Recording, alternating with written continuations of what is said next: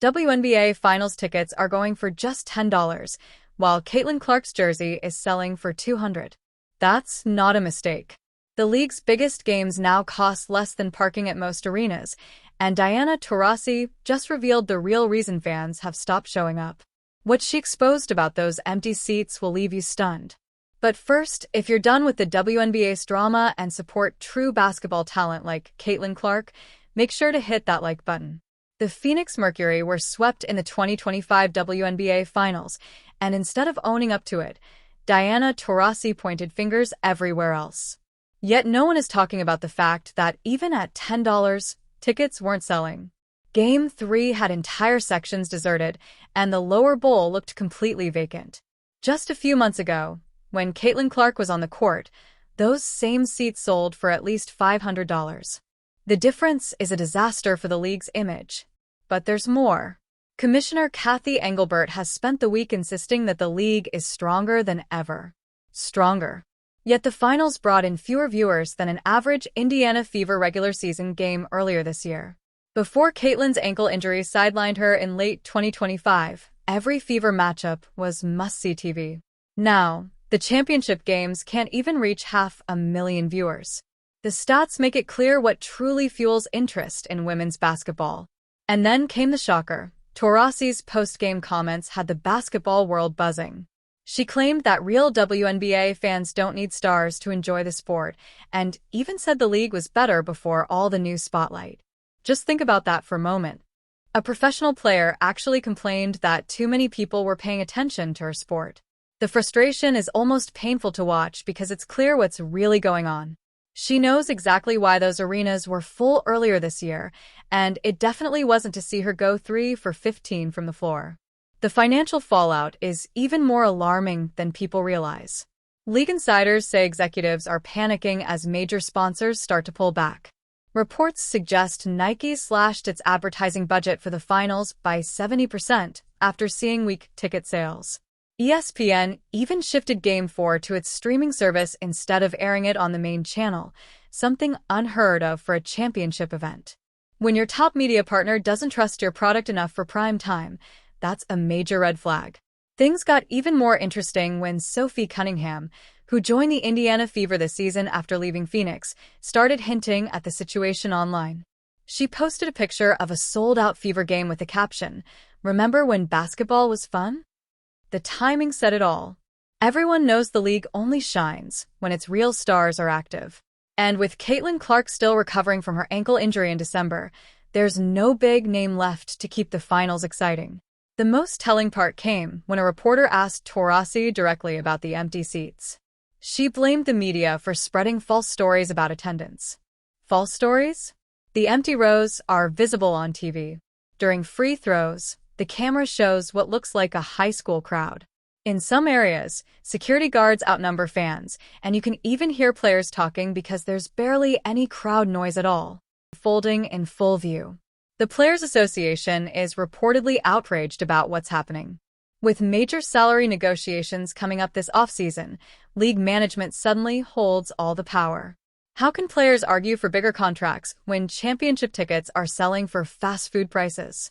Union officials are even considering filing a complaint against the league office, accusing Commissioner Engelbert of mishandling the Caitlin Clark situation, which they believe led directly to the attendance collapse. And honestly, they might not be wrong. The 2025 season revealed something the league has tried to avoid admitting for years. Without Caitlin Clark and the excitement she brings, the WNBA loses its broader appeal. For so long, the league insisted it only needed more marketing, more exposure, and more investment. Well, they got all that when Clark arrived, and the moment she got injured, everything fell apart. Ticket sales crashed, ratings plummeted, and the buzz disappeared overnight. Now fans are even floating conspiracy theories. Some believe the league intentionally pushed Clark out of the spotlight to prove they didn't depend on her. The questionable officiating late last year, the repeated hits to her ankles, and the commissioner's silence about the obvious targeting have fueled those suspicions. Whether it's true or not almost doesn't matter anymore. The perception alone is powerful, and when fans stop buying tickets, that perception becomes reality. Meanwhile, Caitlin Clark has continued to handle everything with complete professionalism during her recovery. She's been sharing workout clips, cheering on her teammates, and staying focused on getting back to full strength. The contrast between her and some of the frustrated veterans couldn't be clearer. While Taurasi spends her time complaining about media coverage, Clark is in the gym before sunrise doing ankle rehab. While the Mercury look for excuses about empty seats, Clark's simple appearance on the Fever bench draws more attention than the finals themselves. The numbers back it up, too. Game 1 of the championship series drew around 300,000 viewers. Game 2 slipped to 250,000. Game 3 barely reached 200,000. Meanwhile, an ordinary Fever game from July, when Clark was still active, brought in nearly 1.9 million viewers, 9 times more than the finals. That's not just a statistic, it's a warning sign. Social media tells the same story. Posts about the finals are struggling for engagement, getting overshadowed by jokes about half-empty arenas. The league's own account is reposting highlights from earlier in the season just to stay relevant. Even players are admitting privately that their followings have stalled since Clark's injury. The entire momentum around women's basketball has slowed to a crawl. But the most alarming part is what's happening with young fans. The next generation of players who once looked up to the WNBA are losing interest fast. Youth basketball programs say most kids only ask about Caitlin Clark now. Jersey sales for nearly every player besides Clark and Sophie Cunningham have completely collapsed. The next generation of fans the league needed to connect with has already moved on. You can't create a lasting business when your main audience loses interest the moment your biggest attraction isn't on the court. The Phoenix Mercury organization seems completely out of touch with how serious this situation is. They're trying to frame a final sweep as some kind of moral success just because they made it that far. A moral success? They were beaten by an average margin of 20 points per game. The arena was so quiet you could literally hear sneakers squeaking from the upper sections. Diana Taurasi shot below 30% for the series. If that's what counts as success, it's hard to imagine what failure would look like. Even worse, ticket scalpers are refusing to buy WNBA Finals seats because there's no resale value. Think about that. Professional resellers, whose entire business depends on finding tickets people want, are steering clear. One scalper in Phoenix even told reporters he'd rather take a chance on minor league hockey tickets because at least those still sell. When scalpers lose interest, you know things have hit rock bottom. Even corporate partners are starting to pull back. AT&T is reportedly asking for a partial refund after viewership numbers fell short of expectations, and State Farm is reevaluating its arena naming rights deal in Phoenix. These aren't small sponsors raising concerns. These are the brands that helped keep the league running. These are major Fortune 500 brands making it clear that the WNBA isn't living up to its promises. Without corporate funding, the league simply can't operate, and that support is disappearing faster than the crowds leaving these finals games. What makes it even more disappointing is the league's attempt to twist the narrative. They've been giving away thousands of tickets to schools and youth groups just to make the arenas look full, then reporting those as paid sales. But no one's buying the act.